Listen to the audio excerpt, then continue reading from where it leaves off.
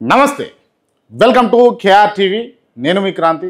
ఇవాళ మనతో ఉన్నటువంటి స్పెషల్ గెస్ట్ ఉమ్మడి ఆంధ్రప్రదేశ్ తొలి మహిళా హోంమంత్రి, మాజీ మంత్రి సబితా ఇంద్రారెడ్డి గారు ఉన్నారు. ముందుగా వెల్కమ్ చేద్దాం. మేడం నమస్తే.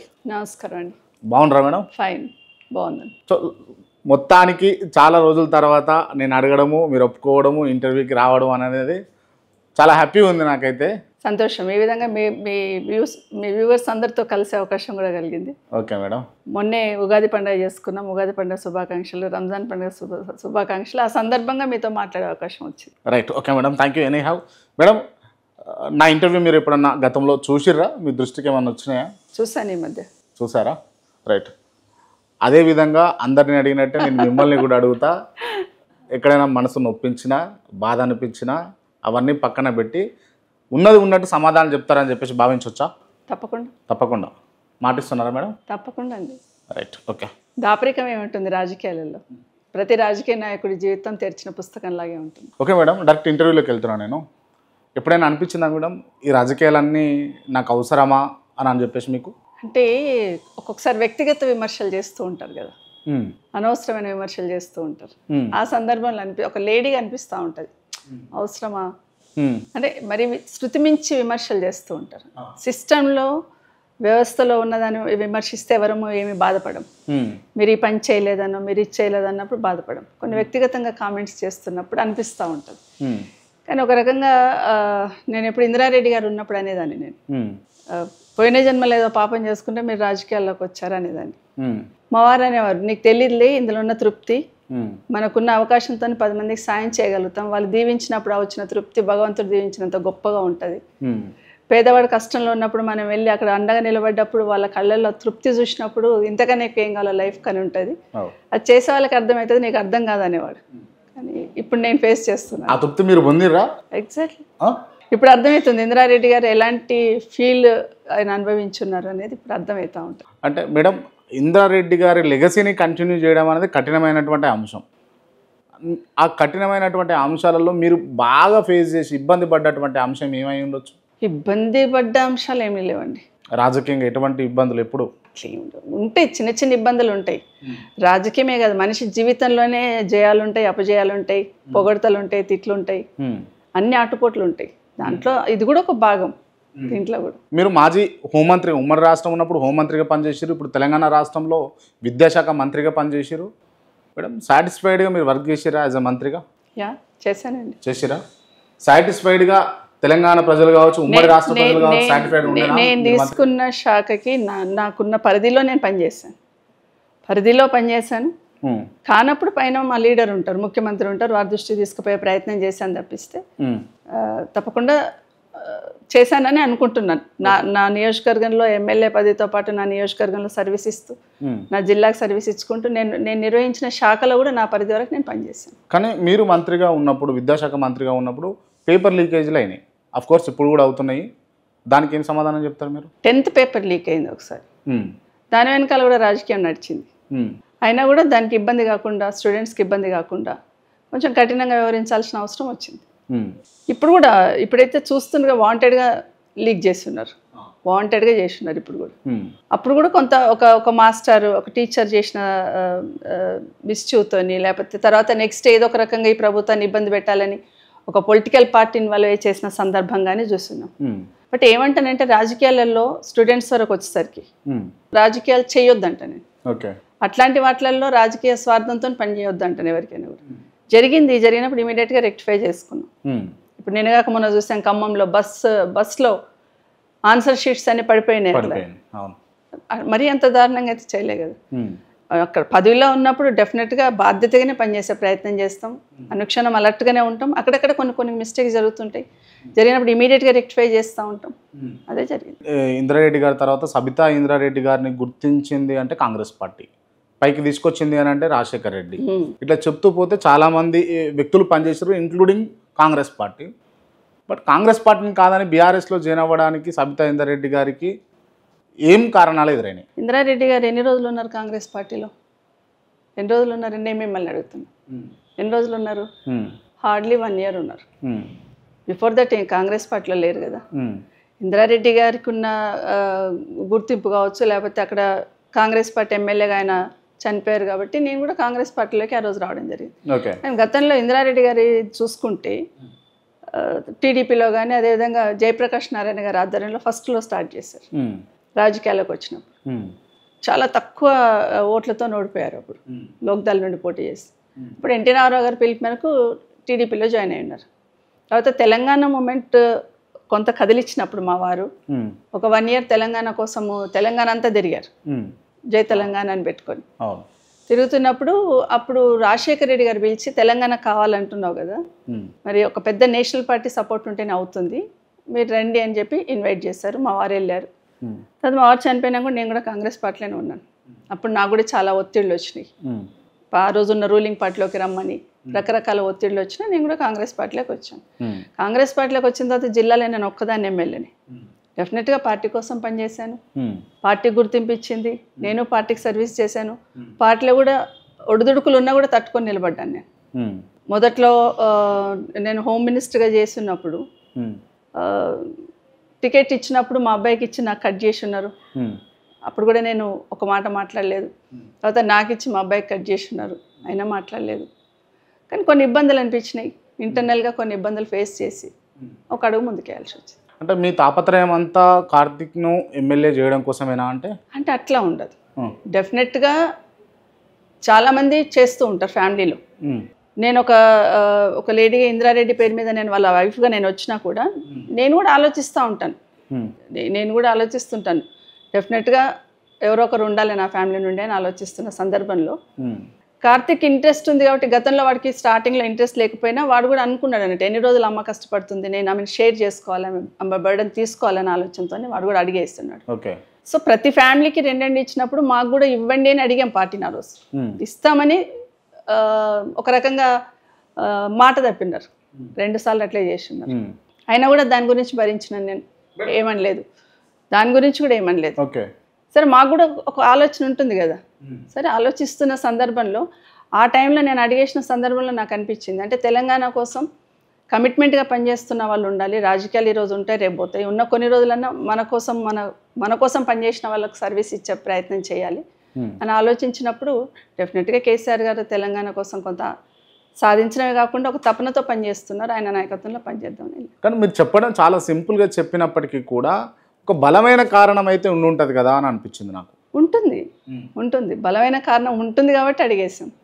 బట్టి గారు మాట్లాడుతూ మొన్న అసెంబ్లీలో ఒక మాట అన్నారు, మీరేదో నా పదవి పోవడానికే మీరు పోయి ఉన్నారని. నేను ఒక్కదాని పోయినందుకే వారి పదవి పోయినట్టు మాట్లాడారు. అంటే నేను కాంగ్రెస్ పార్టీలో ఉన్నప్పుడు నాకు పదవులు ఇచ్చాననే మాట్లాడుతుంది కాంగ్రెస్ పార్టీ నుండి. కానీ నా మీద కేసులు కూడా పెట్టారు కదా కాంగ్రెస్ పార్టీ. అంతే కదండి. జగన్మోహన్ రెడ్డి గారిని కొట్టడానికి ఎవరిని బలి చేశారండి? మమ్మల్ని బలి చేయలేదా? ఆ రోజు మేము కాంగ్రెస్ పార్టీలోనే ఉన్నాం. ఓన్లీ జగన్మోహన్ రెడ్డి గారిని టార్గెట్ చేయాలనుకున్నప్పుడు రాజశేఖర రెడ్డి గారికి దగ్గర ఉన్నామని నన్ను, ధర్మాన ప్రసాద్ గారిని, వెంకటరమణ గారిని మమ్మల్ని కొట్టేశారు కదా. 1 కాదు 4, 5 కేసులు నేను ఆ పైన సిబిఐ కేసులు. నేను అప్పుడు కూడా మాట్లాడలేదే కాంగ్రెస్ పార్టీ నాకు అన్యాయం చేస్తుందని ఒక్క మాట కూడా మాట్లాడలేదు. నేను ఆ రోజు అడుగు బయటికి వేసానంటే దాని వెనకాల ఏముంది కారణం అనేది నా దగ్గరికి వచ్చిన నాయకులకు అందరికీ తెలుసు. మరి తర్వాత ఒక్కరు కూడా కనీసం దాన్ని అంటే ధైర్యం ఇచ్చే ప్రయత్నం కానీ పొరపాటు అయిందనే ప్రయత్నం కానీ ఎవరు చెప్పే ప్రయత్నం. రైట్. మీరు బలపరిచినటువంటి తమ్ముడు ఇవాళ ముఖ్యమంత్రిగా ఉన్నాడు, అనవసరంగా వచ్చిన ఏసుకనమని అనిపించిందా? చాచా అట్లా అనుకోలేదు, ఎట్టి పరిస్థితులు అలా అనుకోలేదు. మీరేనా నిజంగా రేవంత్ రెడ్డి గారిని కాంగ్రెస్ పార్టీకి ఇన్వైట్ చేయడంలో, రమ్మనడంలో, లేకపోతే పెద్దపీట వేయడంలో మీదే పెద్ద పాత్ర ఉన్నదా? 100%. చాలాసార్లు ఇన్వైట్ చేసిన నేను. ఈ పార్టీకి ఒక మంచి లీడర్ కావాలి, ఈ పార్టీకి రాజశేఖర రెడ్డి లాగా కావాలి ఒకరు. ఎందుకు చేయాల్సి వచ్చింది అసలు? అంటే ఆ క్షణంలో నాకు అనిపించింది కొంచెం అగ్రెసివ్గా మాట్లాడేవాడు, అగ్రెసివ్గా పోతుండే, ఏదో కమిట్మెంట్తో మాట్లాడుతున్నాడు అనే ఫీల్ ఉండేది. ఆ టైంలో ఉండాలి ఇట్లాంటి వాడు అనే యాంగిల్లో రమ్మని. పార్టీకి అవసరం, పార్టీకి ఇట్లాంటి వ్యక్తి ఉండాలి అనే అవసరం అని మాట్లాడడం జరిగింది. చాలాసార్లు హైకమాండ్తో మాట్లాడున్నారు. అంతా అక్కడ మాట్లాడుకున్న తర్వాత ఇక్కడ అనౌన్స్ చేస్తున్నారు. అది ఆయనకు తెలుసు, గౌరవ ముఖ్యమంత్రి గారికి తెలుసు. కానీ తనే నిండు అసెంబ్లీలో ఎక్కలు ఇక్కడ ఉండి వెన్నుపోటు పొడిచి అక్కడికి పోయి వెనకాల కూర్చున్నారు అన్న పదం ఉపయోగించి మాట్లాడాడు క్లియర్గా మిమ్మల్ని ఉద్దేశిస్తూ. అటువంటి మాటలు మాట్లాడినప్పుడు పార్టీలోకి మిమ్మల్ని ఇన్వైట్ చేసి మేము ఈ పార్టీకి పెద్దగా ఎదుగుతారు అని అనడము వెన్నుపోటు పడడము వెనుపోటు ఎట్లా అవుతుందండి అది? నువ్వు బాగుపడాలి, మీరు బాగుపడాలనే కదా ఈ పార్టీలోకి రమ్మన్నాం. మీరు ఈ పార్టీకి సపోర్ట్ ఉంటారు, మీరు పైకి వస్తారనే ఆలోచనతోనే చేసినాం. బట్ ఏ ఉద్దేశంతో మాట్లాడారో రేవంత్ రెడ్డి గారు నాకు తెలియదు. మేము ఎవరిని మోసం చేయలేదు.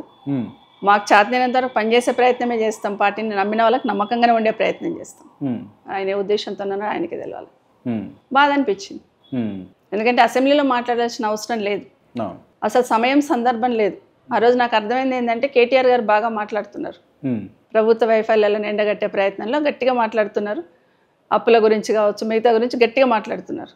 సో బాగా జనాలలోకి పోతుంది, దీన్ని డైవర్ట్ చేయాలన్నప్పుడు ఏం చేయాలో అర్థం కాలేదు ముఖ్యమంత్రి గారు. ఏదో ఒక ఇమీడియట్గా వచ్చేసి మమ్మల్ని కామెంట్ చేస్తే ఇష్యూ డైవర్ట్ అవుతుంది కదా, కేటీఆర్ గారు మాట్లాడినది ఇష్యూ డైవర్ట్ అవుతుంది కాబట్టి మమ్మల్ని కామెంట్ చేసే ప్రయత్నం చేశారు. బాధ అనిపించింది. ఆయనకి ఎక్కడ మోసం చేశామనేది, ఆయన ఎక్కడ వెన్నుపోటు పొడిచామనేది ఆయన చెప్పాలి, చెప్పగలిగింటే బాగుండేది. అది లేదు కదా. బాధ అనిపించిందా మీకు? డెఫినెట్గా బాధ అనిపిస్తుంది. అందుకే నేను ఇంతకుముందు వ్యక్తిగతంగా కామెంట్ చేసినప్పుడు బట్టి గారు ఆ మాట మాట్లాడడము, ముఖ్యమంత్రి గారు ఆ మాట మాట్లాడడం బాధ అనిపించింది. రాజకీయాల్లోనే కాదు, సమాజంలో మహిళలకి ప్రాధాన్యత ఇవ్వాలంటాం, మహిళల్ని ఎంకరేజ్ చేస్తామంటారు. మహిళల్ని ఆ విధంగా కామెంట్ చేయడం ఎంతవరకు సమంజసం అనేది వాళ్ళు అర్థం చేసుకోవాలి, వాళ్ళు ఆలోచించాలి. మీకు అంటే ఎన్నో అవమానాలతోటి, ఎన్నో ఇబ్బందులతోటి కాంగ్రెస్ పార్టీలో నుంచి బీఆర్ఎస్లోకి వచ్చారు. బీఆర్ఎస్లో నిజంగా మీకు సముచిత స్థానం, గౌరవం ఉన్నదా అని అంటే 100% ఉంది కాబట్టి నిబ్బరంగా నిర్భయంగా పనిచేయగలుగుతున్నాను. కానీ సబితా ఇంద్రారెడ్డి గారు కాంగ్రెస్ వైపు చూస్తున్నారు అని మాకు వార్తలు వినిపించినాయి, నిజమే కాదా? వినిపించినాయా? వినేటట్టు చేస్తున్నారు మీరు, అంత వినిపించడం కాదు. అట్లాంటి ఆలోచన లేదు, భవిష్యత్తులో కూడా రాదు. 1కి 4 సార్లు నేను కానీ మా అబ్బాయి కానీ చాలా క్లియర్గా చెప్పినాం. అట్లాంటి ఆలోచన లేదు, భవిష్యత్తులో కూడా అట్లాంటి ఆలోచన రాదు. అక్క రాక అని చెప్పేసి రేవంత్ రెడ్డి స్వయంగా పిలిచినా కూడా లేదు, అసలు లేదు. క్లియరా మేడం దీంట్లో? 100%. ఎందుకు బీఆర్ఎస్ పార్టీనే ఇంత కమిటెడ్గా ఉండి వర్క్ చేయాల్సిన అవసరం ఏముంది అని అంటే? నేను ఆ రోజు పార్టీ నుండి బయటకు వచ్చినప్పుడు నాకు బీఆర్ఎస్ పార్టీ అక్కున చేర్చుకోవాల్సిన అవసరం కూడా లేదు. అప్పుడు వాళ్ళకున్న పరిస్థితులలో బీఆర్ఎస్ పార్టీకి ఆ రోజు నేను అవసరం లేదు. బీఆర్ఎస్ పార్టీకి నేను వస్తే కానీ ప్లస్ అవుతుందని ఏమీ లేదు ఆ రోజు. అయినా కూడా కేసీఆర్ గారు వారి దగ్గరికి వెళ్ళి ఉన్నప్పుడు, వాళ్ళతో మాట్లాడుతున్నప్పుడు ఒక రకమైన గౌరవంతో మాట్లాడి ఒక బాధ్యత అప్పచెప్పినారు. అంటే మీరు బాధ్యతగా పనిచేస్తారు, రంగారెడ్డి జిల్లాను బాగా చూసుకుంటారు, మీరు మంత్రివర్గంలోకి రండి, మంత్రి పదవి ఇస్తా అన్నారు. అసలు ఎక్స్పెక్ట్ చేయలేము మేము, అసలు అట్లాంటి ఆలోచనే లేకుండింది. ఎంతసేపు ఇక్కడ ఒక చిన్న ఇబ్బంది కలిగింది కాబట్టి నేను ఒక అడుగు పక్కకు వేయాలనుకున్నాను. ఈవెన్ ఆ పార్టీలో కూడా వెళ్ళాలనుకోలేదు. ఆ సందర్భంలో రమ్మని ఆహ్వానించడమే కాకుండా మంత్రి పదవి ఇస్తా అన్నప్పుడు ఆఫర్ చేసిండా మంత్రి పదవి కూడా అంతే. ఇస్తా అన్నప్పుడు నేను అనుకున్నాను, అసలు నేను ఈ పార్టీకి ఏం సర్వీస్ చేశాను, నాకు ఎందుకు ఇవ్వాలి అసలు. బట్ నన్ను గౌరవించున్నారు కాబట్టి డెఫినెట్గా ఆ పార్టీ కష్టకాలం ఉన్నప్పుడు నిలబడాల్సిన బాధ్యత నాది. పార్టీ అధికారంలో ఉన్నప్పుడు గౌరవ వ్యవహారాలలో ఎటువంటి లోటుబాట్లు జరగవు, అధికారం కోల్పోయిన తర్వాత ఏమైనా జరుగుతున్నదా? లేదండి, ఎక్కడ కూడా. ఇంకా ఎక్కువ హక్కున చేర్చుకున్నారు, ఇంకెక్కువ. అంతే కదా. కేసీఆర్ గారు ఎందుకు బయటికి రావడం లేదు మేడం? ఏంటి బయటికి రావడం అంటే అసెంబ్లీకి, ఈవెన్ అసెంబ్లీ ఎక్కడ చూసినా కేసీఆర్ కనిపిస్తున్నాడా లేదా? ఇప్పుడు రాష్ట్రంలో ఎక్కడ చూసినా కేసీఆర్ కనిపిస్తున్నాడా లేదా? ఎక్కడ చూసినా కేసీఆర్ గారు చర్చ జరుగుతుందా లేదా? కేసీఆర్ గారు ఉన్నప్పుడు బాగా నీళ్ళు వచ్చేవి, కేసీఆర్ గారు ఉన్నప్పుడు బాగా కరెంట్ వచ్చేది, కేసీఆర్ గారు ఉన్నప్పుడు బాగా చూసుకున్నారు, కేసీఆర్ గారు ఉన్నప్పుడు బాగా లా అండ్ ఆర్డర్ ఉండింది అనేది ప్రతి దగ్గర కేసీఆర్ గారి గురించే మాట్లాడుతున్నారు. మీరు బీఆర్ఎస్ పార్టీలో ఉన్నారు కాబట్టి ఇట్లా మాట్లాడుతున్నారు. నిజంగా కేసీఆర్ని ప్రజలు తలుచుకుంటున్నారా? తప్పకుండా తలుచుకుంటున్నారు, 100%. ఎక్కడ వెళ్ళినా తలుచుకుంటున్నారు. ఒక రైతు పొలం దగ్గరికి వెళ్ళి అయ్యో కేసీఆర్ ఉన్నప్పుడు బాగుండే 10 ఏళ్ళని బాధపడుతున్నాడు. ఒక మహిళా సోదరిమని బయటికి వెళ్తే బాధపడతా ఉంది. ఈరోజు 2 ఇన్సిడెంట్స్ చూశాను. గుడికి వెళ్ళిన మహిళలకి భద్రత లేదు, ఎయిర్పోర్ట్కి వెళ్తున్న మహిళలకి భద్రత లేదన్నట్టు అయిపోయింది. ఒక రకమైన అంటే బయటికి ఆడబిడ్డ పోతే క్షేమంగా వస్తుందా లేదనే పరిస్థితి తీసుకొచ్చున్నారు. మళ్ళీ 24 hours పవర్ వచ్చేది, పవర్ కట్స్ అట్లాగే ఉన్నాయి. డ్రింకింగ్ వాటర్ ప్రాబ్లం లేకుండా మిషన్ భగీరథ పథకం ద్వారా నీళ్ళు తీసుకొచ్చున్నారు. ఇప్పుడు గ్రామాల పరిస్థితి ఏంది? వాటర్ సమస్య ఎందుకు వస్తుంది? ఇవన్నీ గమనించినప్పుడు ప్రతి దగ్గర కేసీఆర్ కనిపిస్తున్నాడు అందరికి. ప్రజల సమస్య ఎక్కడున్నా కూడా ఫస్ట్ గుర్తుకొచ్చేది బీఆర్ఎస్ భవన్. ఇప్పుడు క్లియర్గా మాట్లాడుకుంటే ఇప్పుడున్న ప్రభుత్వం, కాంగ్రెస్ ప్రభుత్వం, రేవంత్ రెడ్డి పరిపాలన బాగుందా బాగాలేదా? మీరు చెప్పాలి, మీరు ప్రజలలో తిరుగుతున్నారు కదా, బాగుందని ఎట్లా చెప్పగలుగుతారు? బస్సు సౌకర్యం కల్పించారు, బస్సు సౌకర్యం 200 యూనిట్ల కరెంటు వసతి కల్పిస్తున్నారు. బస్సు సౌకర్యం ఒకటే కాదు, అట్లంటే మేము 100 యూనిట్స్ మేము కూడా ఇట్లా ప్రచారం చేసుకోలేదు. SC ST లకు 100 యూనిట్స్ వరకు ఫ్రీ పవర్ ఇచ్చినాం మేము కూడా, ప్రతి ఇంటికి SC ST ల వరకు. 200 యూనిట్స్ ఇస్తామంటున్నాం, సంతోషమే, ఇవ్వమంటున్నాం. కానీ అందరికి ఇవ్వాలి. కొంతమందికి ఇచ్చి కొంతమందికి ఇవ్వకపోవడం ఏదో ఒక నెపం నెట్టేసి పక్కన పెట్టొద్దు కదా. ఒక కరెంట్ ఇస్తున్నామనో లేకపోతే బస్సు ఇస్తున్నామనో మిగతా ఎగరగొట్టేస్తామంటే కాదు కదా. ఈరోజు రైతులకు 2 సార్లు రైతు బంద్ వేయాలి. వేసారండి ఇప్పటివరకు? 2 టైమ్స్ వేయాలి. ఇప్పటికి మీరు 10 ఏళ్లలో చేయని రుణమాఫీ అయితే చేసిరు కదా మేడం? మేము కూడా చేస్తాం కదా రుణమాఫీ. వీళ్ళలాగా ఒక్కసారి చేస్తామని చెప్పలే కదా. కేసీఆర్ గారు హామీ ఇస్తున్నప్పుడే చెప్పాడు 4 సార్లు వేస్తాను నేను, 4 విడతలు వేస్తానని చెప్పారు. అట్లా చెప్పిన తర్వాత నేను 2వ సారి కూడా ముఖ్యమంత్రి చేశారు కదా ఆయన. లాస్ట్ విడత ఒక 25,000 సంబంధించింది లాస్ట్ విడత మిస్ అయినాం. మిగతా వేసినాం కదా. ఎంత వేసినాం అనేది రేవంత్ రెడ్డి గారే చెప్పారు కదా మొన్న, రైతు రుణమాఫీ చేసామని. ఈరోజు వీళ్ళు చెప్పిన రైతు రుణమాఫీ ఎట్లుంది? మొత్తం చేయాలంటే ఎన్ని కావాలన్నారు? 42,000 కోట్లు కావాలన్నారు. కానీ చేసింది ఎంత? 18,000 కోట్లు కూడా వేసారో లేదు. మరి అయినట్టేనా రుణమాఫీ? వెళ్దామండి ఏదన్నా ఊరికి, వెళ్ళి ఎంక్వైరీ చేద్దామా ఎంతమందికి అయింది? అంటే పూర్తి స్థాయిలో అవుతుందా మేడం? ఒక ప్రభుత్వం ఆల్రెడీ మీరు ప్రభుత్వంలో ఉన్నారు, మీరు మాట ఇచ్చారు కదా. మాట ఇచ్చినప్పుడు తెలియక మాట ఉండొచ్చు, మాట ఇచ్చారు కదా. ఒకేసారి చేస్తాం 100. మీరు ఎందుకు అడుగుతున్నా మీ ప్రభుత్వాన్ని మళ్ళీ మళ్ళీ అంటే, మీరు ఇచ్చిన ప్రతి హామీ 100 రోజులని టార్గెట్ పెట్టుకున్నారు మీరు. 100 రోజులలో చేస్తాం, 100 రోజులలో చేస్తాం. రుణమాఫీకి ఎన్నిసార్లు చెప్పారండి? ఎంత దేవుళ్ళ మీద ఒట్లేసారండి? ఎన్ని డేట్స్ ఇచ్చారు? మరి ఇప్పుడు ఏం జరిగింది? మీరు అన్న ప్రకారం మీరు 2 లక్షల లోపల మీరే పోయి ఉసురు కలిపి తెచ్చుకోమంటారు వాళ్ళని. నేను రాగానే చేసేస్తాను, డిసెంబర్ 9 నాడు చేస్తానని చెప్తే మరి ఎందుకు మాట తప్పారు? నేను మొన్న ఒక ఊరికి పోయాను, ఒక మీటింగ్లో ఒక రైతు చెప్తున్నాడు ఇట్లా రుణమాఫీ గురించి మాట్లాడుతూ ఉంటే, టైం డేట్స్ ఇచ్చాడు కదా ముఖ్యమంత్రి గారు అని మాట్లాడుతూ ఉంటే, చేసేస్తారు మేడం, తప్పకుండా చేస్తాడు ముఖ్యమంత్రి అన్నాడు. ఎప్పుడు చేస్తాడు ఆయన అంటే, మీకు తెలియదు మేడం, February 31 రోజు తప్పకుండా చేసేస్తాడు ముఖ్యమంత్రి అన్నాడు. నేను ఆ ఫ్లోలో నాకు అర్థం కాలే, ఏమన్నావు అని అడిగాను. February 31 ఇస్తాడు మేడం డేటు, అప్పుడు చేసేస్తాడు అంటే కింద రైతులు ఎట్లా అవగాహనకు వచ్చేసింది అన్నట్టు. ఈయన చెయ్యడు, అబద్ధం చెప్పాడు. ప్రతి ఊర్లో ఈరోజు రుణమాఫీ కాని వాళ్ళు ఉన్నారు, కనీసం 50 to 60% ఉంటారు. మరి దానికి బాధ్యులు ఎవరండి? కాంగ్రెస్ పార్టీ కదా, ముఖ్యమంత్రి గారే కదా. అదే అడుగుతున్నాం. అంటే వీళ్ళు వచ్చి ఇప్పుడు అధికారంలోకి వచ్చి 15 నెలలు కావస్తుంది, 15 నెలలకు వచ్చింది. కానీ మీరు 10 ఏళ్ళ అధికారంలో ఉన్నారు కదా మేడం. మీరు 10 ఏళ్ళలో ఉన్నదానికి 15 నెలలకు తేడా ఉంది కదా. వీళ్ళకి కూడా అవకాశం ఇచ్చి చూడండి. అంటే ఇచ్చే హామీ అంటే ముఖ్యమంత్రి గారు ఇచ్చినప్పుడు హామీ ఇస్తున్నప్పుడు అదే గుర్తుపెట్టుకోవాలి, అదే గుర్తుపెట్టుకునే మాట్లాడాలి. 100 రోజులని ఎందుకు టార్గెట్ పెట్టుకున్నారు మీరు? రాగానే సోనియా గాంధీ బర్త్డే రోజు డిసెంబర్ 9 నాడు చేస్తామని ఎందుకు అన్నారు? మీరు ఆ రోజు ఎంపీగా ఉన్నారు కదా, మీరున్నది బట్టి గారు, మిగతా వాళ్ళందరూ అక్కడ ఎమ్మెల్యేలు కూడా ఉన్నారు కదా అప్పుడు. మరి అప్పుడు రాష్ట్ర పొజిషన్ ఏంటో మీకు తెలియదా? హామీలు ఇస్తున్నప్పుడు ఇప్పుడు అప్పులు లేకపోతే మా దగ్గర డబ్బులు లేవని చూపిస్తున్నారు కదా. ఆ రోజు హామీ ఇస్తున్నప్పుడు తెలీదా? ఇవే అడుగుతున్నారు ప్రజల తరఫున మేము కూడా గదే అడుగుతున్నాం. ఈరోజు మేము ప్రశ్నిస్తున్నాం అంటే ప్రజల గొంతుకై ప్రశ్నిస్తున్నాం అంతే, వాళ్ళ సమస్యలే ప్రశ్నిస్తున్నాం. మీరు ఇచ్చిన హామీలు అమలు చేయమని చెప్తున్నాం, వేరే ఇంకోట్లేదు. ఇవన్నీ అంశాలు పక్కన పెడితే రేవంత్ రెడ్డి ఏమన్నా పర్సనల్గా మిమ్మల్ని టార్గెట్ చేసిండా మేడం? పర్సనల్గా అంటే అసెంబ్లీలో మాట్లాడింది, పర్సనల్గా టార్గెట్ చేసినట్టు కదా. ఓకే, అట్లా కాకుండా ఏమన్నా కేసులు అట్లా వగేరా అట్లా అంటే సంబంధం లేని మాటలు మాట్లాడాడు. ముఖ్యమంత్రి గారికి ఒక మైక్ ముందుకు వెళ్ళగానే తను చేసిన పనుల కన్నా తను అధికారంలో ఉన్నాననే ధ్యాస మర్చిపోతున్నాడు. అంటే తను చేయాల్సింది చెప్పడం మర్చిపోతాడు, తను ముఖ్యమంత్రి అనేది మర్చిపోతాడు. ప్రతిపక్షంలో ఎట్టున్నాడు ఇప్పుడు అట్లే మాట్లాడాలని ప్రయత్నం చేస్తాడు.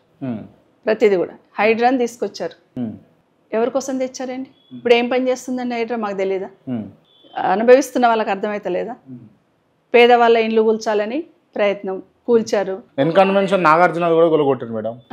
ఎన్కన్వెన్షన్ నాగార్జునది కూడా గొలగొట్టారు అంటున్నా. అంటే గులగొట్టిందంటే ఒక నాగార్జున ఒక్కని గులగొడితే అయిపోతుందా? మిగతా లేవా అసలు? ఇప్పుడు వాళ్ళ బ్రదర్దే చెప్పిండు కదా, ఇంకా మళ్ళీ నా మీద కూడా చెప్పిండు. సవితమ్మ నీ 3 కొడుకుల మీద 3 ఫామ్ హౌస్లు ఉన్నాయి చూపియాలి కదా. ఒక ముఖ్యమంత్రి లెవెల్లో మాట్లాడినావు నువ్వు, 3 ఫామ్ హౌస్లు ఉన్నాయా మాకు చూపియాలి కదా. నేనేదో కడుతున్నా ఇల్లు FTAలో కడుతున్నావు, తీయాలి కదా. మరి ఎందుకు ఎన్నిక్కిపోయినావు?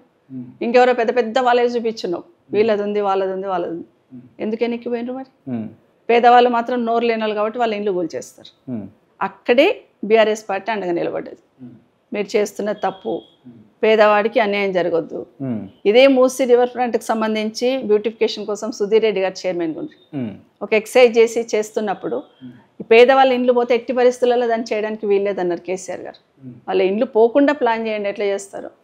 అంతేగాని మనం బ్యూటిఫికేషన్ చేసిన తర్వాత పక్కన తీసుకొచ్చి పెద్ద పెద్ద హోటల్ కట్టడం కాదు, అక్కడే మురికిని భరిస్తున్నారు కాబట్టి వాళ్ళది అట్లాగే ఉండాలన్నారు. అట్లా ప్లాన్ చేస్తున్నాం. వీళ్ళకి వస్తూనే ఫస్ట్ ఏం చేశారు, బుల్డోజర్లు పెట్టి వాళ్ళని కొట్టి పడేశారు. అదే అడుగుతున్నాం. వ్యక్తిగతంగా టార్గెట్ చేసి మాట్లాడి తృప్తి పడతా ఉంటారు ముఖ్యమంత్రి గారు బాగా తృప్తి పడుతుంది. ఏం అవసరం వ్యక్తిగతంగా అంటే లేనిది కల్పించి మరి మాట్లాడాల్సిన అవసరం రేవంత్ రెడ్డికి ఏముంటుంది? ఏమో మరి ఆయన ప్రశ్నించుకోవాలి, ఆయనకైనా ఎందుకుంది అనేది. కేసీఆర్ గారిని తిట్టని రోజు ఉండదు. కేసీఆర్ గారి గురించి మాట్లాడకుండా ఆయన మైక్ వదిలిపెట్టాడు. కేసీఆర్ గారు ఫ్యామిలీ, ఇదే జరుగుతూ ఉంటుంది. రైట్. కేసీఆర్ ఫ్యామిలీ అంటే మేడం, కేసీఆర్ ఫ్యామిలీ కదా అంటే వారి ఉద్యమ కాలం నాటి ఆస్తులు ఇప్పుడు ఉన్నటువంటి ఆస్తులు పెరిగినాయి అని చెప్పేసి చాలామంది కూడా అన్నారు. ఆ వేరియేషన్ అయితే ఉంది కదా, అనడం తప్పేమున్నది? దేనికండి రాష్ట్రంలో ఇప్పుడు కాళేశ్వరం ప్రాజెక్టు కావచ్చు, లేకపోతే దాని తర్వాత కొన్ని స్కీమ్స్ తీసుకొచ్చి కావాలని తెలంగాణ ప్రజలను లూటీ చేసి. కాళేశ్వరం ప్రాజెక్ట్ ఏమైందండి? నష్టం జరిగిందా రాష్ట్రానికి? మేడిగడ్డ బ్యారేజ్ కూలిపోయింది. ఆఫ్ కోర్స్ కొంచెం ఇప్పుడు ఇట్లా కట్టుకునే ఇల్లే రిపేర్ వస్తూ ఉంటుంది. ఒక చిన్న పిల్లర్ కాడ రిపేర్ వచ్చింది. నిజంగా ప్రజల మీద, ఈ రాష్ట్రం మీద అభిమానం ఉండి రైతులకు ఇబ్బంది కావద్దు, ప్రాజెక్టు నష్టం కావద్దు, డబ్బులు నష్టపోవద్దు, రాష్ట్ర ప్రజల డబ్బులే అనుకున్నప్పుడు ఆ చిన్న రిపేర్ చేయడానికి ఎంతసేపు పడుతుంది? ఎందుకు రిపేర్ చేయట్లేదు? అంటే వాంటెడ్గా అది కూలిపోవాలని కోరుకుంటుంది ఈ ప్రభుత్వం. వాంటెడ్గా ఏదో ఒక రకంగా కాళేశ్వరం కాదు కూలేశ్వరం అని చెప్పేసి అంటున్నారు కదా ముఖ్యం మంత్రి స్థాయిలో ఉన్నటువంటి వ్యక్తులు. అట్లా మాట్లాడకూడదు అంటాను నేను. ఏమంటానంటే, మీరు ప్రభుత్వంలో ఉన్నారు కదా, చిన్న మిస్టేక్ ఏదైనా జరిగింది అనుకోండి, దాన్ని రిపేర్ చేయాలనుకున్నారు అనుకోండి, మీ బాధ్యత కదా దాన్ని రిపేర్ చేయించడం. దానివల్ల ప్రజలకు మేలు జరగట్లేదా? ఈరోజు మీరు మూసీ రివర్లోకి మల్లన్న సాగర్కి వెళ్ళి నీళ్ళు తెస్తాం అంటున్నారు. మరి అది ఎక్కడిదండి? కాళేశ్వరం ప్రాజెక్టులో భాగం కదా మీరు తీసుకొస్తామన్నది.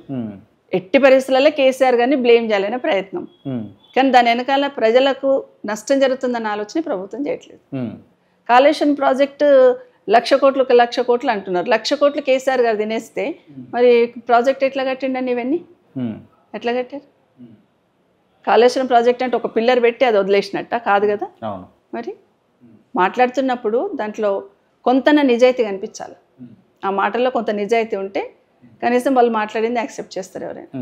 కాబట్టి ఈరోజు వాళ్ళు మాట్లాడుతుంది అబద్ధమని ప్రజలకు అర్థమైపోయింది. సరే మేడం, కాసేపు ఈ సబ్జెక్ట్ అంతా పక్కన పెడితే, చేవెళ్ళ చెల్లెమ్మగా గుర్తించి మిమ్మల్ని హక్కున చేర్చుకొని వైఎస్ రాజశేఖర రెడ్డి గారు మీకు హోంమంత్రి స్థానాన్ని కలిగించారు. ఏం చెప్తారు? వైఎస్ రాజశేఖర రెడ్డి గారు మరణాంతరం మీకేమనిపించింది? అంటే నేను అసలు ఇందిరారెడ్డి గారు చనిపోయినప్పుడు పాలిటిక్స్లోకే వద్దనుకున్నాను. ఆ టైంలో రాజశేఖర రెడ్డి గారు వచ్చి మాట్లాడుతూ ఒక మాట చెప్పారు. ఇందిరారెడ్డి గారు నాకు కుడి భుజం లాగా ఉండేవాడమ్మా, నువ్వు వస్తే ఒక చెల్లెల్లాగా చూసుకుంటాను, రాజకీయాల తర్వాత సంగతి అన్నాడు. సరే, ఆ టైంలో నాకున్న క్యాడర్ ప్రెషర్ కావచ్చు, లేకపోతే నా బాధ్యత కావచ్చు, వెళ్ళాల్సి పాలిటిక్స్లోకి వెళ్ళాను. అంటే అప్పుడు కూడా మీరు ఉన్నప్పుడు కూడా కాంగ్రెస్ పార్టీలో చాలామంది మహిళలు ఉండే, పెద్దపీట మీకేయాల్సిన అవసరం ఏముండే? అది నా అదృష్టం అనుకోండి, అన్నకు నా మీద ఉన్న నమ్మకం అనుకోండి. అంటే సెంటిమెంటల్గా ఇక్కడ కూడా చూడరు, రారు, పట్టించుకోరు. అటువంటిది మీకు నిజంగానే పిలిచి పెద్దపీట వేసి ఎటువంటి పాదయాత్రలు కూడా మీరు కూడా కొన్ని సందర్భాల్లో చెప్పారు, పాదయాత్రలు చేసే క్రమంలో కూడా చేవెళ్ళ నుంచే మొదలు పెడదాం అన్నట్టుగా మాట్లాడిండు అని చెప్పేసి. చేవెళ్ళ నుండి కదా, తాండూరు నుండి మొదలు పెట్టాలని అనుకున్నారు. తాండూరు వెళ్ళాలంటే చెవెళ్ళ పైనుండి పోవాలి కదా. సో అప్పుడు అడిగాను, చెవెళ్ళలో పబ్లిక్ మీటింగ్ పెట్టి మీరు తాండూరు నుండి పాదయాత్ర చేయండి. సో నెక్స్ట్ డే పిలిచి, లేదమ్మా నీ దగ్గర నుండి పాదయాత్ర చేస్తా అన్నాడు. అంటే లేదన్నా మీరు కర్ణాటక టు ఒరిస్సా బార్డర్ అన్నారు కదా, మీరు అక్కడ నుండే చేయండి అంటే, లేదు నేను ఇక్కడ నుండే చేస్తాను. నేను వద్దు అని ఒకరోజంతా మారాన్ చేశాను. వద్దన్నా మీరు నా దగ్గర వద్దు, మీరు అక్కడ నుండే చేయండి అని. లేదు ఎందుకు వద్దంటున్నావు, నేను ఇక్కడ నుండే చేస్తానంటే చెప్పాను. అంటే మమ్మల్ని కొంచెం అపశకనం అనుకుంటారు సమాజంలో, మీరు నా దగ్గర నుండి చేయొద్దన్నా అన్నాను. అన్నప్పుడు నువ్వు అట్లా అనుకుంటున్నావు అంటే డెఫినెట్గా ఇక్కడ నుండే చేస్తాను, చేయడమే కాదు నెక్స్ట్ గవర్నమెంట్లోకి వచ్చినా కూడా ఏ ప్రోగ్రామును ఇంకా నీ దగ్గర నుండే చేస్తాను అని చెప్పి ఏ ప్రోగ్రామ్ ఉన్నా నా దగ్గర నుండే చేశారు. తర్వాత గవర్నమెంట్లోకి వచ్చినాక కూడా ఏ ప్రోగ్రామ్ ఉన్నా నా దగ్గర నుండే చేస్తారు. లాస్ట్ రచ్చబండ మాత్రం తిరుపతిలో పెట్టుకున్నారు.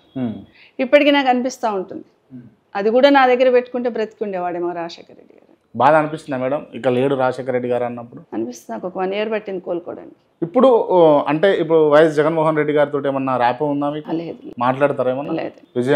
విజయమ్మ గారు కలిసినప్పుడు మాట్లాడతారు ఇక్కడ, అంతేగాని అంతవరకే. ఇంకా ఫ్యామిలీ తోటి వైఎస్ రాజశేఖర రెడ్డి గారు మరణాంతరం అప్పుడు రాజశేఖర రెడ్డిని ఎంతసేపు అంతవరకే ఉండేవాళ్ళం, రాజశేఖర రెడ్డి అన్న వరకే ఉండేవాళ్ళం. అన్న నాకు ఎక్కడైనా ఇంపార్టెన్స్ ఇచ్చేవాడు, జిల్లాలో నా ఒక్కదానికే కాదు, ఆంధ్రప్రదేశ్లో తెలంగాణలో కానీ ఆంధ్రప్రదేశ్లో కానీ మహిళా లీడర్షిప్ ఎదగడానికి రాజశేఖర రెడ్డి అనేది చాలా కారణం. మమ్మల్ని బాగా ఎంకరేజ్ చేసేవాడు, బాగా ధైర్యం చెప్పేవాడు, గోహెడ్ అనేవాడు, ఏది చెప్పినా కాన్ఫిడెన్స్లోకి తీసుకునేవాడు. అట్లాగే మేము గట్టిగా స్ట్రాంగ్గా ఎదగగలిగాం చాలామంది. సరే మేడం, మీరు అంటే ముఖ్యమంత్రులను చూసారు మీరు, అంటే కిరణ్ కుమార్ రెడ్డి గారు, రోషయ్య గారు, దాని తర్వాత రాజశేఖర రెడ్డి గారు, ఇప్పుడు కేసీఆర్ గారు, ఇప్పుడు రేవంత్ రెడ్డి గారు కూడా అందరు ముఖ్యమంత్రులతోటి మంచి సాన్నిహితం ఉండే. Who is the best CM అని అంటే అట్లా అని లేవు, ఎవరి పరిధిలో వాళ్ళు చేస్తారు, ఎవరి పరిధిలో వాళ్ళు చేస్తారండి. అంటే మీకు బెస్ట్ అనిపించిన సీఎం ఎవరు? అందరూ ఒక్కొక్క దాంట్లో ఒక్కొక్క రకంగా బెస్ట్ ఉంటారండి. బట్ ఏ ముఖ్యమంత్రి అయినా జనాల కోసమే పనిచేశారు. అట్లా నేను ఇచ్చేయడం కష్టం. అంటే మీకు ఎవరితో వర్క్ చేసినప్పుడు తృప్తిగా అనిపించింది? అందరితో చేశానండి. ఎందుకని అంటే రాజశేఖర రెడ్డి అన్న నన్ను కొంచెం ఎక్కువ ఓన్ చేసుకున్నారు, సొంత చెల్లెల్లాగానే నన్ను చాలా ఓన్ చేసుకున్నారు. ఎక్కడున్నా కూడా ఏ చిన్న ఇబ్బంది ఉన్నా కూడా నేను ఉన్నాను ఒక భరోసా ఇచ్చేవాడు. నేను కేసీఆర్ దగ్గర ఫస్ట్ వెళ్ళినప్పుడు కూడా నాతో కేటీఆర్ గారు మాట అన్న మాట అదే, అక్క మీరు రాజశేఖర రెడ్డి దగ్గర ఏ రెస్పెక్ట్ అయితే పొందారో, రాజశేఖర రెడ్డి గారు ఎట్లయితే మిమ్మల్ని తన సొంత ఫ్యామిలీ మెంబర్ లాగా అనుకున్నాడో ఆ రెస్పెక్ట్ అది మా దగ్గర కూడా ఉంటుంది అక్క అన్నాడు. అంత చాలా అనిపించింది. రైట్ మేడం, కేటీఆర్ గారు ప్రస్తావన తీసుకొచ్చారు కాబట్టి కేటీఆర్ గారు త్వరలో జైలుకు పోతారా మేడం? ఎందుకు పోతారండి? జనవాడ ఫామ్ హౌస్లో అప్పుడు డ్రగ్స్ దొరికిందని అదొక అంశం తెరపైకి వచ్చింది. దాని తర్వాత ఫార్ములా ఈ రేసు, ఇప్పుడు ఏదో ఒక అంశంలో జైల్లో పెట్టాలని రేవంత్ రెడ్డి చూస్తున్నాడని బీఆర్ఎస్ పార్టీ నాయకులు చాలామంది అంటారు. అందుకోసం అందుకే కదా శతవిధాల ప్రయత్నం చేస్తున్నారు కదా. ఇప్పుడు కాళేశ్వరం ప్రాజెక్టుని అనుకుంటే ఒక 1 monthలో వాళ్ళు రిపేర్ చేయొచ్చు.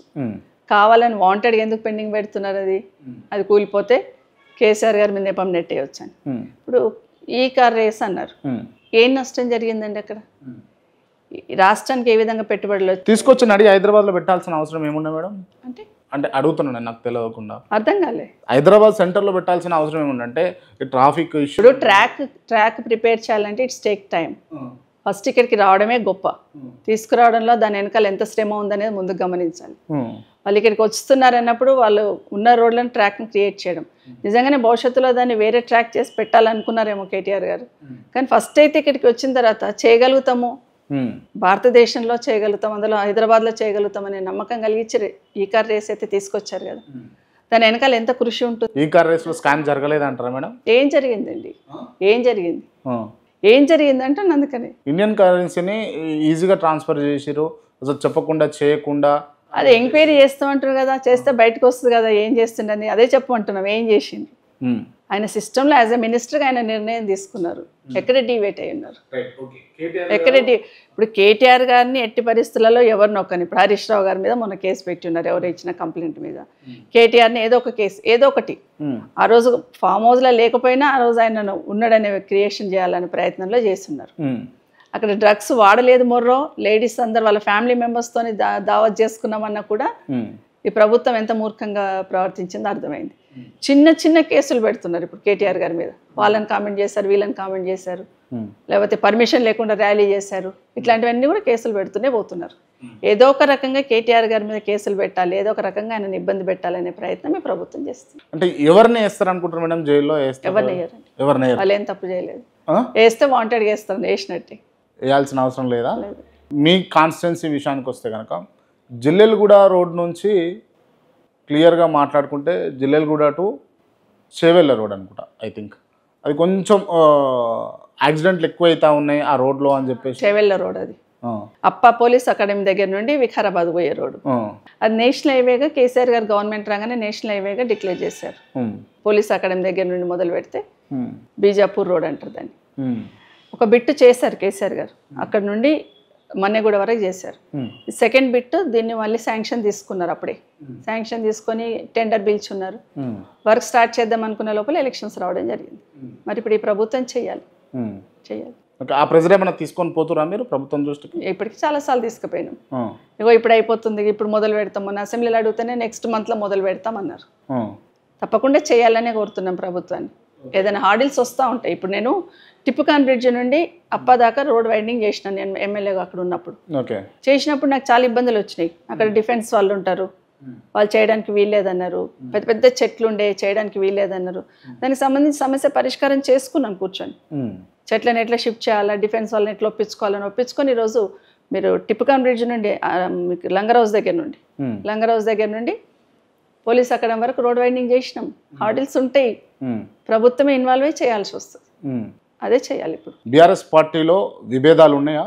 లేవండి. వర్గాలు ఉన్నాయా? లేవండి, లేవు. అందరూ ఒకటే వర్గం, కేసీఆర్ వర్గం. కవిత గారు ఒకవైపు, అదేవిధంగా హరీష్ రావు గారు ఒకవైపు, కేటీ రామారావు గారు ఒకవైపు, 3 విభాగాలుగా పోతున్నారు అని అన్నది వినిపిస్తుంది. అంటే ముగ్గురు సమస్యల మీదే కదా పోయేది, ప్రజల సమస్యల మీదే కదా. కానీ కంబైండ్ అయిపోవట్లేదు అని అన్నది. ఎందుకు కంబైండ్ అయిపోవాలండి?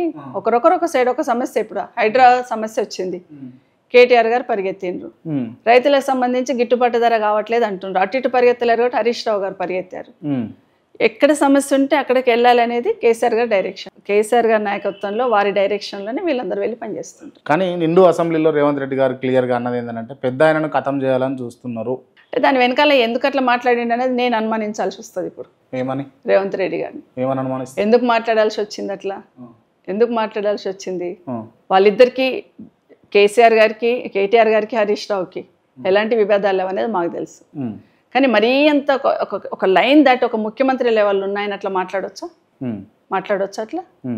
అంటే మీ ఆలోచన ఏంటి అనేది నేను ఆలోచిస్తున్నా. ఎందుకు మాట్లాడాల్సి వచ్చింది అట్లా అనేది నేను ఆలోచిస్తున్నా. ఏం ఆలోచిస్తున్నారు, ఏమనుకుంటున్నారు మరి? అంటే లేదు, అంటే ఒక బాధ్యత గల ముఖ్యమంత్రిగా అసెంబ్లీలో అట్లా నింద వేసే ప్రయత్నం చేయొద్దు కదా. అదే అంటున్నా, వ్యక్తిగతంగా తప్పిస్తే ప్రజా సమస్యల మీద చర్చించనీకుందా అసెంబ్లీ? దేనికి ఉంది? వ్యక్తిగతంగా కామెంట్ చేయడము. ఇప్పుడు జర్నలిజం ఉంటుంది, జర్నలిస్టుల గురించి మాట్లాడారు ముఖ్యమంత్రి గారు, రేవంత్ రెడ్డి గారు. ఒక అసెంబ్లీలో, నిండు అసెంబ్లీలో ఒక ముఖ్యమంత్రి పొజిషన్లో ఉన్నాయని మాట్లాడవచ్చు అట్లా.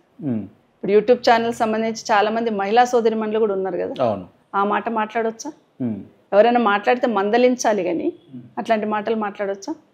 ఈరోజు కేటీఆర్ హరీష్ రావు గారి గురించి పెద్ద ఆయన ఉండనియండి అంటే పెద్ద ఆయన నాయకత్వంలోనే వాళ్ళు పనిచేస్తున్నారు. పెద్ద ఆయన కింద వాళ్ళు సైనికులాగా పనిచేస్తున్నారు. ఆ మాట మాట్లాడుతుంటే ఈయనకేమైనా ఆలోచన ఉందా అనిపిస్తుంది. మరి రేవంత్ రెడ్డికి ఆలోచన ఉంది, అందుకే ఏ ఆలోచనతో నా మాట మాట్లాడుతుంది? ఎంతసేపు కేసీఆర్ గారిని చావే కోరుతున్నాడు, చావమనే కోరుతున్నాడు. గతంలో కూడా స్ట్రెచర్ నుంచి స్ట్రెచర్కు, స్ట్రెచర్ నుంచి మార్చరీ అని కూడా చావు మీదనే మాట్లాడుతున్నాడు. అది మంచిగా అనిపించదు, వినే వాళ్ళకు కూడా మంచిగా అనిపించదు, ఆయన కూడా మంచి జరగదు అట్లా చేస్తే. ఎంతసేపు కేసీఆర్ గారిని చావమని కోరుతావా, లేకపోతే ఆయనతో పోటీపడి పనిచేసి నువ్వు మంచి పేరు తెచ్చుకో, అంతే తప్పిస్తే కేటీఆర్ని చావమంటాడు, హరీష్ రావు గారిని చావమంటాడు, కేటీఆర్ని చావమంటాడు. ఇదేం భాష, ఇదేం సిస్టము, ఇదేం మాట మాట్లాడడం ముఖ్యమంత్రి గారు? అదే ఆ పదవిని తగ్గించినట్టు అవుతుంది కదా. నిజంగానే కేసీఆర్ కన్నా బాగా పనిచేసి మంచి పేరు తెచ్చుకో. అంతేగాని కేసీఆర్ని మర్పించాలంటే ఈ తిట్లేనా? ఎంతసేపు కేసీఆర్ నిశానే జరిపేస్తా అంటాడు. మాటతో నన్నంత ఈజీ కాదు కదా కేసీఆర్ నిశానే జరిపేయడం. 100% తెలంగాణ అనే పదం ఉచ్చరిస్తే కేసీఆర్ గారి పేరు గుర్తుకొస్తుంది. కేసీఆర్ గారి గురించి మాట్లాడుతున్నాం కాబట్టి మేడం, మీరు కేసీఆర్ గారి బర్త్డే వేడుకలకు పోయినప్పుడు కొంచెం అస్వస్థత గురయ్యారు అండ్ అక్కడే ఫుడ్ పాయిజన్ అయింది అని అన్నది కూడా. నేను బర్త్డే పార్టీకి కాదండి, కేసీఆర్ బర్త్డే కాదు. మొన్న రేపు 27th మాకు మీటింగ్ ఉంది కదా వరంగల్లో, 25 years కంప్లీట్ అయిన సందర్భంగా దానికి సంబంధించి కొంతమంది ముఖ్యమైన లీడర్లను పిలిచారు. ఓకే ఓకే ఓకే ఫామ్ హౌస్కు మీరు పోయినప్పుడు మంది ఒక 300 మంది దాకా ఉన్నారు. అందరికీ కానీ నాకెందుకు అయిందంటే అది నా డిఫెక్ట్ కదా, నాకే బాగాలేకుండే కొంచెం ముందు రోజు నేను ప్రయాణం. కానీ చాలామంది మీడియా మిత్రులు రాసినటువంటి వ్రాతలు ఏంది అని అంటే ఫామ్ హౌస్లో ఫుడ్ పాయిజన్ అని చెప్పేసి రాశారు. నేను ముందు రోజంతా ప్రయాణం చేసి వచ్చాను, నాకే కొంచెం స్టమక్ అప్సెట్ ఉండింది, దాని నుండి స్టమక్ ఏక్ వచ్చి కొంచెం ఇబ్బంది పడ్డా అంతే. నా ఒక్కదానికి ఎందుకు అవుతుంది, మరి అందరికీ కావాలి కదా, ఒక్కదానికి ఎందుకు అవుతుంది, అది నాకు సంబంధించింది కదా. రైట్ మేడం, మళ్ళీ మనం మొదటికి పోతే కనుక మంత్రిగా అంటే రాష్ట్రంలో మంత్రిగా చేశారు, తెలంగాణ రాష్ట్రానికి మంత్రిగా చేశారు. నిజంగా విద్యాశాఖ మంత్రిగా మీకు పూర్తి అథారిటీస్ ఉండేనా? ఉన్నాయి కాబట్టి చేయగలిగినాం కదా. కేసీఆర్ గారు ఏం చెప్తే సబితా ఇంద్రారెడ్డి గారు అది చేశారు? లేదండి, కేసీఆర్ గారు ఫుల్ ఫ్రీడమ్ ఇచ్చారు కాబట్టి కొన్ని చేయగలిగాం మేము. ఇప్పుడు మన ఊరు మనబడి లాంటి పథకాన్ని తీసుకొచ్చామంటే అది మేము ఒక ఎక్సైజ్ చేసి తీసుకుపోతేనే కేసీఆర్ గారు దాన్ని యాక్సెప్ట్ చేశారు. ఫ్రీడమ్ ఇచ్చారు కాబట్టి. ఇంగ్లీష్ మీడియం అన్నారు, ఒక డైరెక్షన్ ఇచ్చారు, మీరు ఇది చేయాలమ్మా అని చేసేసినాం. ఫ్రీడమ్ ఇచ్చారు కాబట్టి ఇంప్లిమెంట్ చేస్తున్నాం. ఎప్పుడు లేని విధంగా స్కూల్ స్టార్ట్ అయినప్పుడే నోట్బుక్స్ ఇచ్చున్నాం. ఎప్పుడు లేని విధంగా స్కూల్ స్టార్ట్ అయినప్పుడే డ్రెస్సులు కూడా కుట్టించి ఇచ్చాం పిల్లలకి. ఎప్పుడు లేని విధంగా నోట్బుక్స్ ఒకటి పెట్టాము, అందులో ఎప్పుడు టెక్స్ట్ బుక్స్ ఇచ్చేవాళ్ళం. అలాంటి నోట్ బుక్స్ పెట్టున్నాం. ఇవన్నీ ఫ్రీడమ్ ఇస్తేనే చేయగలిగినాం కదా. కానీ కేజీ టు పీజీ ఉచిత నిర్బంధ విద్య లాంటి పథకాలను ఎందుకు బీఆర్ఎస్ ప్రభుత్వం ఇంప్లిమెంటేషన్ చేయలేకపోయింది? ఎందుకు చేయలేదండి? కేజీ టు పీజీ అని ఒక్కసారి అనౌన్స్ చేస్తే అయిపోతుందా? దానికి సంబంధించి ఒక ఎక్సర్సైజ్ అయితే చేయాలి కదా. ఈరోజు గురుకులాలు తీసుకున్నారు కేసీఆర్ గారు. కేజీ టు పీజీ మీరు నిర్బంధ విద్య అని కూడా అంటున్నారు. అది కేజీ టు పీజీ గురుకులాలు తీసుకొస్తేనే నిర్బంధ విద్యలాగా దాంట్లో హాస్టల్లో పెట్టి చదివించగలుగుతారు పిల్లల్ని. కానీ ఈరోజు పీజీ కాలేజెస్ రాలేవా ఇప్పుడు గురుకులాలలో? అంటే 200 ఉన్న గురుకులాలను 1023 గురుకులాలు చేశారు కేసీఆర్ గారు. దాంట్లో కాలేజీలు అప్గ్రేడ్ చేశారు. ప్రతి గురుకులంలో దాదాపుగా 1300 పైచిలకు కాలేజీలు పెట్టారు గురుకులాలలో. 85 డిగ్రీ కాలేజీలు పెట్టారు, 5 పీజీ కాలేజీలు అందులోనే గురుకులాలలో, లా కాలేజీలో ఒక 5. ఇవన్నీ స్టెప్ బై స్టెప్ ఎందుకు అప్గ్రేడ్ చేసుకుంటూ పోయారు? దాని వెనకాల ఖర్చు ఎంత అవుతుందో ఎస్టిమేట్ చేసుకోవాలి, పిల్లలకు అకామిడేషన్ కరెక్ట్గా చూడాలి, మంచి క్వాలిటీ ఎడ్యుకేషన్ అందేటట్టు చూడాలి. ఓకే, ఇవన్నీ చేసిరు. కానీ IIIT బాసరా లాంటి ఇన్స్టిట్యూషన్స్లో చాలా వరకు విద్యార్థులు రోడ్ల మీదకి వచ్చి మిమ్మల్ని ఖండించి, మిమ్మల్ని తిట్టి, మిమ్మల్ని నానా మాటలు అన్న సందర్భాలు కూడా ఉన్నాయి.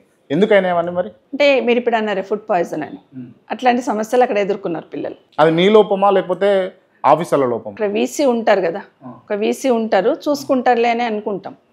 మరీ శృతి మించిపోయినప్పుడు, ఇంకా వాళ్ళతో కంట్రోల్ కాదన్నప్పుడు డెఫినెట్గా మేము వెళ్ళాల్సి వచ్చింది, వెళ్ళినాం. దాంట్లో తప్పులేదు. ఆ రోజు పిల్లలు బాధపడడంలో కూడా తప్పులేదు. అక్కడ ప్రాబ్లం ఉంది కాబట్టి మా వరకు వచ్చేటట్టు చేస్తున్నారు ఆ రోజు. కానీ వదిలిపెట్టలే కదా అప్పుడు గవర్నమెంట్. ఇమీడియట్గా ఒక 100 కోట్ల వాళ్ళకి అలాట్ చేస్తున్నాం, అక్కడ కావాల్సిన ఇన్ఫ్రాస్ట్రక్చర్ క్రియేట్ చేస్తున్నాం, పిల్లలకు ఉన్న ఇబ్బందిని ఓవర్కమ్ చేసే ప్రయత్నం చేస్తున్నాం. అదే కదా మరి పిల్లలు ఇప్పుడున్న గురుకులాలలో కూడా పిల్లలందరూ రోడ్డు మీదకి వచ్చి అడుగుతున్నారు. మరి ప్రభుత్వం చలనం లేదే, గాలికి వాళ్ళ మీద వదిలేశారు కదా. అప్పుడు మేము రియాక్ట్ అయినాం కదా, ప్రాబ్లం వచ్చింది కాబట్టి ఇమీడియట్గా రియాక్ట్ అయినాం, వదిలిపెట్టలే కదా. మేడం, రాజేంద్ర నగర్లో ఉప ఎన్నిక వస్తుందా? అన్ని నియోజకవర్గాల్లో వస్తే రాజేంద్ర నగర్లో కూడా వస్తుంది. కోర్టు తీసుకునే తీర్పు మీద డిపెండ్ అయ్యి ఉంటుంది. I'm asking about only Rajendra Nagar. 10 మంది వెళ్ళారండి, 10 మంది అన్ని నియోజకవర్గాల్లో వచ్చినప్పుడు ఈ నియోజకవర్గంలో కూడా వస్తుంది. కానీ రాజేంద్ర నగర్కు తొందరగా ఉప ఎన్నిక వస్తే బాగుండు అని మీకుందా? అట్లా ఉండదండి. నా కొడుకు అవకాశం కోసం 20 ఏళ్ళ నుండి ఎదురు చూస్తున్నాడు. 20 నెలల్లో రావాలని ఎప్పుడు కోరుకోడు. 20 సంవత్సరాల నుండి సర్వీస్ ఇస్తా ఉన్నాడు, పోతా ఉన్నాడు. నా కొడుకు కోసమో నా కోసమో రావాలి అని కోరుకో. చాలా మంది వారసత్వాన్ని క్యారీ చేస్తున్న వాళ్ళు సక్సీడ్ అయ్యారు. కార్తిక్ రెడ్డికి ఎందుకు సరైన అవకాశం రావలేదా? వచ్చినా కూడా అది ప్రతిఫలం ఎందుకు రావటం? సరైన అవకాశం రాలేదనుకుంటా. సరైన అవకాశమే రాలేదంట. అంతే కదా. ఇప్పుడు బీఆర్ఎస్లో సరైన అవకాశం కార్తిక్ రెడ్డికి వచ్చే అవకాశాలు ఉంటాయా? రావాలనే కోరుకుంటాం, ఎప్పుడైనా పార్టీకి పనిచేస్తున్నప్పుడు రావాలని కోరుకుంటాం. మీరు పూర్తి బాధ్యతలు Karthik Reddy once MLA or MP what ever గెలిచిన తర్వాత పూర్తి బాధ్యతలు కార్తిక్ రెడ్డికి అప్పచెప్పి మీరు సైడ్ అయ్యే అవకాశాలు ఉంటాయి? అప్పుడు డిసైడ్ చేస్తాం. ఎందుకు సైడ్ కావాలండి? ఎందుకు సైడ్ కావాలన్నా ఎవరి పని వాళ్ళని చేస్తాం. చేతనైనంత వరకు, అవకాశం ఉన్నంత వరకు, ప్రజలు ఆమోదించినంత వరకు సేవ చేసుకుంటూనే ఉంటాం. ఇంట్రెస్ట్ ఉందా మేడం అసలు కార్తిక్ అన్నకి రాజకీయాలలో క్లియర్గా? ముందు అదే చెప్పాను నేను ఫస్ట్లో.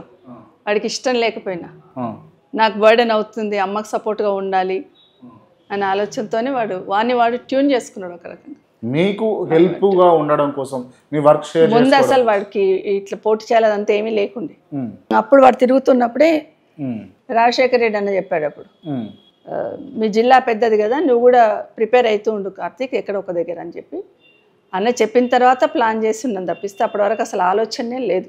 వాడు ఎంతసేపు నాకు హెల్ప్ ఉండాలనే ప్రయత్నం. వాడు అసలు చిన్నప్పుడు వాడి స్కూల్కి మేము వెళ్తే గన్మెన్ కూడా తీసుకొస్తే యాక్సెప్ట్ చేసేవాడు కాదు.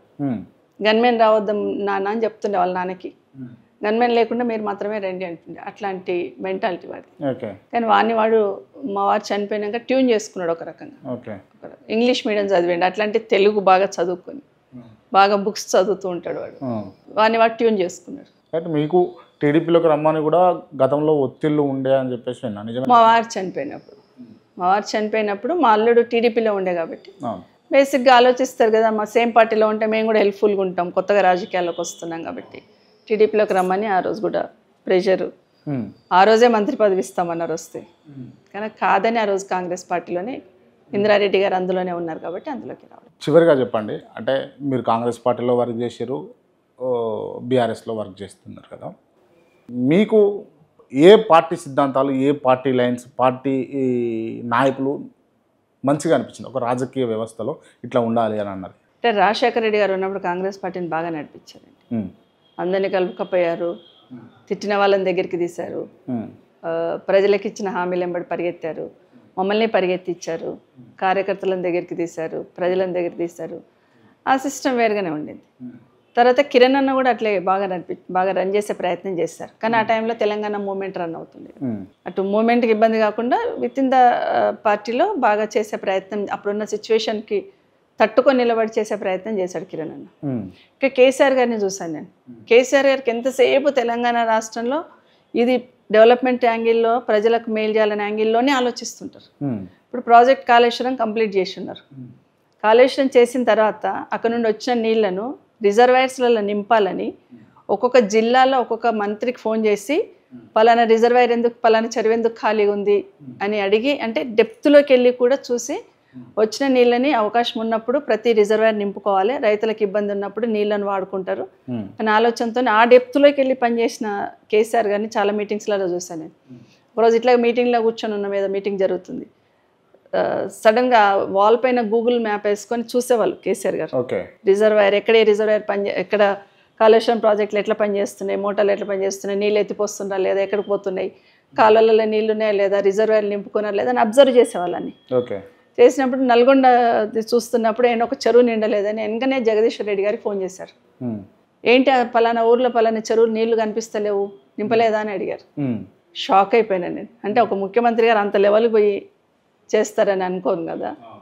అన్నప్పుడు నేను వారు మాట్లాడి పెట్టేసిన తర్వాత నేను అడిగాను, అన్న నాకు కొంచెం జెలస్గా ఫీల్ అవుతున్నా అన్నాను. అంటే ఎందుకమ్మా అన్నారు. మీరు నల్గొండకు ఫోన్ చేసి జగదీశ్వర్ రెడ్డి గారిని ఒక్క చెరువు నిండలేదని అడుగుతున్నారు, మరి మా రంగారెడ్డి కూడా మాకు పాలమూరు రంగారెడ్డి పూర్తి చేస్తే మాకు ఇది అవుతుంది అంటే ఒకటే అన్నారు. నేను తెలంగాణ సాధించినప్పుడు ఇరిగేషన్ మీద ప్రాజెక్ట్స్ మీద దృష్టి పెట్టాలనుకున్నానమ్మా, మొత్తం తెలంగాణ అంతా కూడా సాగునీరు రావాలని ఆలోచన. ఒకటి కాళేశ్వరం నేను అనుకున్నట్టు పూర్తి చేసుకున్నాను, చిన్న చిన్న పనులని అవి కూడా అయిపోతాయి. పాలమూరు రంగారెడ్డి ఒకటి పూర్తి చేస్తే నేను అనుకున్న నా కోరిక నెరవేరుతుందమ్మా అన్నారు. ఆ తపన ఆయనలో చూశాను.